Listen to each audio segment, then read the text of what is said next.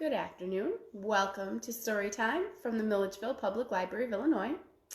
The story we have for you today comes from Europe. It is a story that was collected by the Grimm's brothers. And it is a story that shows us that it is not a good thing to be very proud and haughty. This is the story of King Thrushbeard.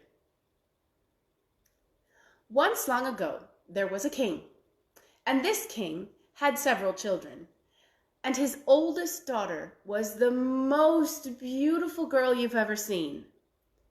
Unfortunately, she knew it. And when it came time for her to get married, she wouldn't have any of the princes that came to try to marry her. This one was too fat, that one was too thin, nothing was right with any of them. And so her father decided that he would have a grand feast and a ball, and at that ball, his daughter would choose a suitor. And so he invited all of the good young men and kings and princes and dukes' sons and earls, all of them from all over the area to come to the party. And when they arrived at the party, and they were dancing with the princess, and she was supposed to choose a suitor, well, there was something wrong with every single one. That one was too fat. Such a tubby man. That one was too thin. A puff of wind would blow him away. The princess was not quiet about saying what she did not like about every one of her suitors. That one was too red in the face. He looks like a rooster.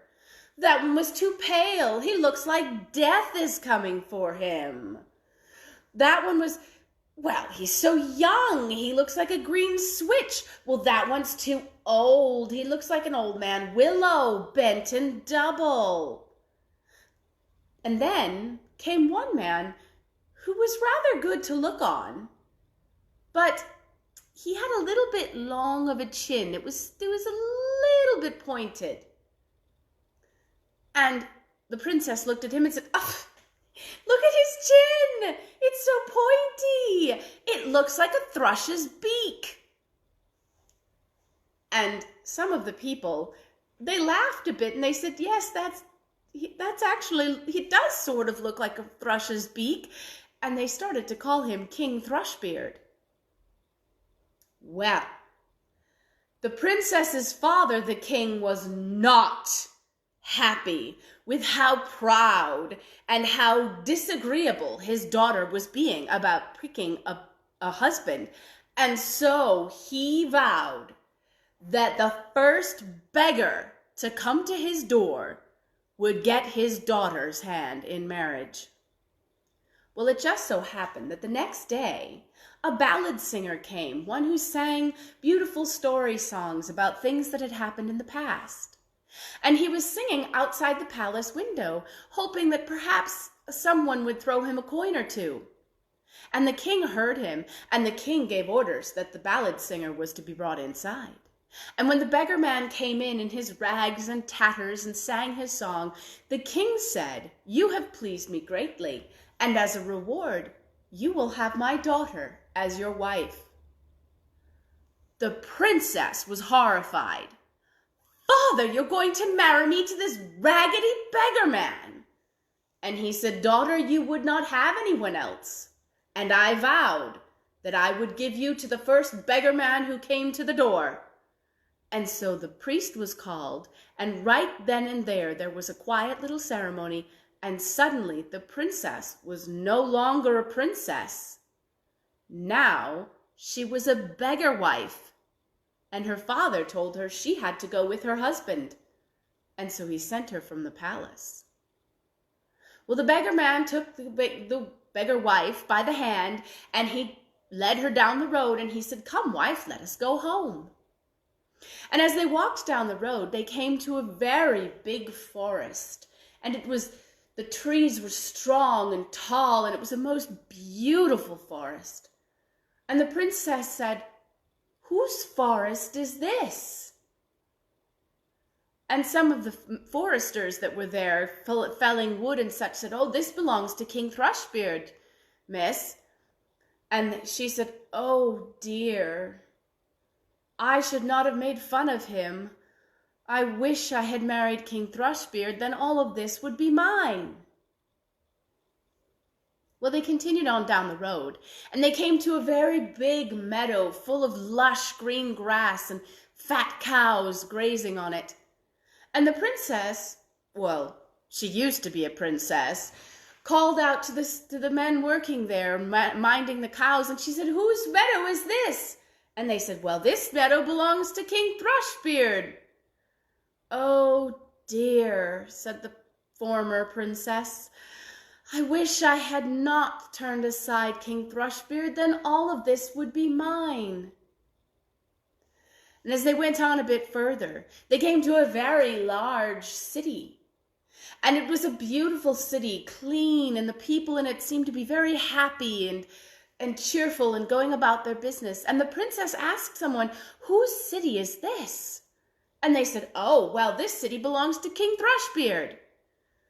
"Oh dear," said the former princess, "I really wish I had not turned down King Thrushbeard, then all of this could have been mine."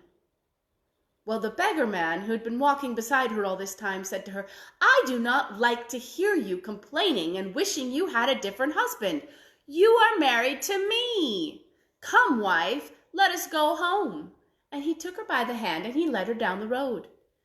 And then the next thing she saw was a very, very, very small house. And it didn't look like it was standing up very well. It looked like a good puff of wind would blow it over. And it just looked like a terrible house. And she said, "Well, whose house is this?" And the beggar man said, "Well, it is our house, of course." And he led the former princess in the door. She had to duck her head to go inside. It was that small. And when she got inside, she found that it was just one room with a fireplace in the corner and one table and one bed and not much furniture and not much space for anything.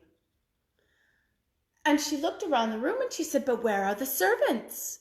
And the beggar man said, "We don't have any servants. It's just you and I. You shall have to make a fire and get some food cooking, for I am hungry and quite tired from all that walking." Well, the former princess had been a princess all her life. She didn't know how to make a fire or cook food. She tried, but she couldn't even get the fire started. And so the beggar man had to step in and help out if he wanted to get any dinner that night. And the next morning when they woke up, the princess found that the beggar man expected her to clean the cottage from the top to the bottom, and to keep the fire going, and to cook more food, and so many things she had never done before. She did her best, but she wasn't very good at it. And there really wasn't much food in the house, and pretty soon they ran out. And the beggar man said, "Now see here, I go out every day, and I go out and I sing for a few coins, and it's just barely enough to feed us. You need to do something too, wife. I think, why don't you make some baskets?" And so she went down to the river, and, well, she knew what baskets looked like. She had sort of an idea of how to make one. And so she cut some rushes at the side of the river, and she brought them home, and she tried to make a basket. But basket making is not as easy as it looks. And the princess's hands were still quite soft because she hadn't really worked before she came to the cottage. And making the baskets hurt her hands so badly that she could barely do anything else. The beggar man said, "Well, what good are you? You can't do anything. Why don't you try spinning?" And so the princess, the next day, she tried to do some spinning. And she sort of knew how it worked, and she sort of got it to work. But her hands were still soft. And as she was spinning, the thread moving through her hands began to rub them raw and make them bleed. And nobody wants to buy yarn or thread with blood all over it. So the beggar man said, "Well, you're no good at that either. I have an idea. I got a rather large coin today. I will buy us some pots of clay, and you will go and sit in the marketplace and sell them." And so that's what she did. The former princess did not want to go to the marketplace and sit in the marketplace and sell things. What if someone from her father's house might come by and they might see her? It would be so embarrassing. But she had to do something. And so she took the clay pots and she went and she sat in the marketplace and she tried to sell the pots. Now, she was rather better at this than she was at many of the other things, but it wasn't because she was any good at it. It was more because she was so beautiful that people took a little bit of pity on her. And sometimes they bought the pots for far more than they were worth. And sometimes they would pay her for the pot, and then they would walk away and leave it there so that she could sell it again and make a little more money.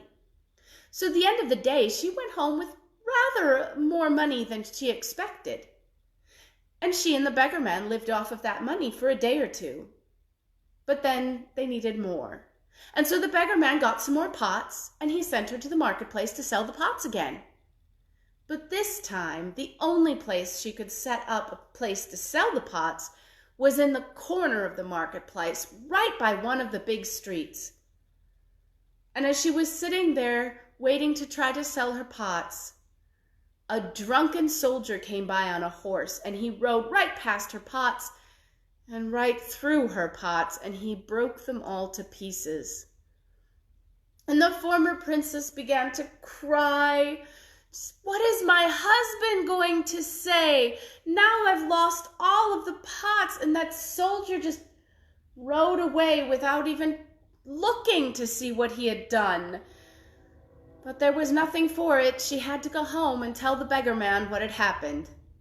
And when she did, he looked at her and he said, "You really aren't good for anything, are you?"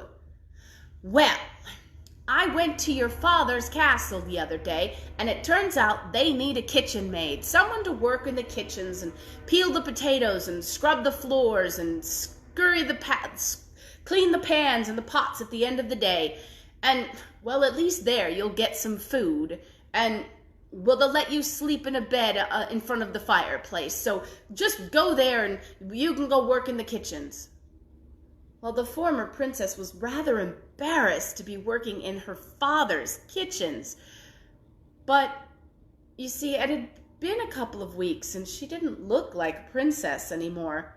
She was still very pretty, but her face was dirty and her hands were red and raw. And so she went to the kitchens and she started working there. And she took little pots and she tied them into her pockets. And whenever she could get a scrap of food or two, she would drop them into the pots in her pockets, and then she would take them home to the beggar man, and they could eat that. Well, one day they received news in the kitchen that the eldest prince of the king was going to be married, and there was going to be a grand party. Well, the princess thought that sounded rather good, until she realized that a grand party upstairs for the grand people meant a lot more work for the little people downstairs in the kitchens. And so she had a lot more work to do, and she wasn't able to really think about whether or not she would be going to the party. And when the day of the party came, the servants were all allowed to go and to stand near the doors and to watch all of the grand people coming and going. And so the former princess crept upstairs and she stood and she watched all of the grand people in their beautiful dresses and their beautiful suits and their wonderful shoes and their beautiful hair. They looked so wonderful, and she remembered what it was like, and oh, she felt so terrible about how proud she had been and how haughty. If she hadn't been so proud, if she hadn't turned down every suitor who came to her, she could have been one of those grand people even now, instead of down here with little pots tied into her pockets to collect the scraps. And as the dishes began to go in and out to the feast, as the people would come back out, the servants would come back out with the dishes with scraps of food on them, they allowed the people that were standing there near the door to take the scraps. And so the former princess was able to take a few scraps and put them in the pots in her pockets to take home for the beggar man. Well, suddenly, a latecomer arrived, and he was a grand man dressed in beautiful purple and golden clothing. And he was so wonderful to look at. And he went in, and they were having dancing, and he saw the beautiful girl standing there in the doorway, and he took her by the hand and he started to take her inside to dance with him. And oh no, she did not want to go in there. Her father at least would recognize her, and maybe some of her brothers and sisters and many of the nobles, and she did not want to go in there. And so she kept trying to get away. Well, as she tried and struggled, she looked up once and she realized the person who had her by the hand was King Thrushbeard, the one that she had ridiculed for his pointed chin when he had tried to take her as wife. And she started fighting even harder, for she did not want him to know that she was the haughty princess who had turned him down. Well, she fought and she struggled so hard to get away that, unfortunately, the little ties in her pockets that kept the little scrap pots in there broke.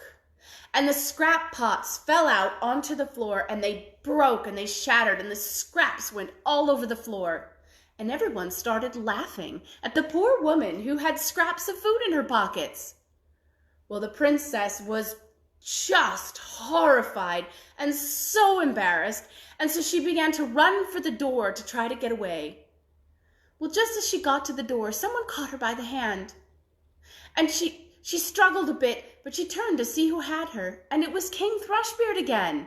And she said, oh please, your majesty, let me go." And he said, "No, I won't. For you see, I am the beggar man that you married. I am also the drunken horse soldier who broke all of your pots in the marketplace. I did all of this to help you see that pride is not a good thing, that we should be humble even though we have a lot. And now, my dear wife, now will be our true wedding day." And he took her aside and he handed her off to some of the maids, the handmaidens that were standing there. And they took her away and they dressed her in beautiful clothes, and they made her hair beautiful, and they washed her face and her hands until she was all clean.